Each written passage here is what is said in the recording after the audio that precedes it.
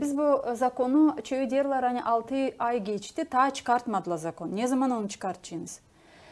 Bilirsiniz mi? Lenförç size de söyledik. Buradan tabi sıra isterim söylemeyi. Böyle zakon biz gördük hani o kadar çok dil hazır insan, hem üreticiler hem uşaklar cümle.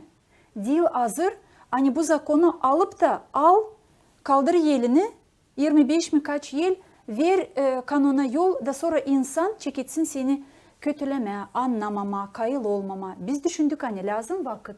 Da insan hem kendi fikirlerini açıklasın, hem doğru tarafları mı, yanlış tarafları mı söylesin. Bu iş islah lazım, laf edilsin. Da sonra bu zakonu lazım alma.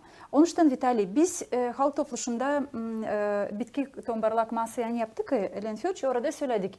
Hani fevrale kadar biz o niyetlerin yani geldiler bize bu yarım yılın içinde. Biz onları topladık da fevralde biz çekeriz juristlerle bile.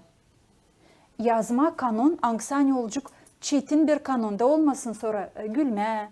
Bunu doğru almamışlar, bunu doğru yapmamışlar. Biz gene çıkaracağız onu büyük tartışmaya. Biz öyle düşünüyoruz hani Mart'ın ilkine biz aldık kendimize böyle bir karar. Hani biz onu halk topluluğunda registrasyon getireceğiz. Mart ayından öteye doğru herkesi kim hani isteği görme o kanunu hangisini hani biz düşündük yaratma. Biz onu bile yaratırız. Onu 3 kişi yazmayacak.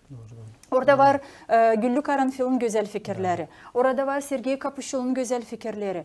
Leonid Dobrov'un, Todor Zanet'in başka çok politikacılar bize verdiler güzel fikirleri. Ne lazım yapma, ne lazım koyma. Biz pek çok üreticilerle laf ettik. Şkollarda, okullarda işleyen üreticilerle.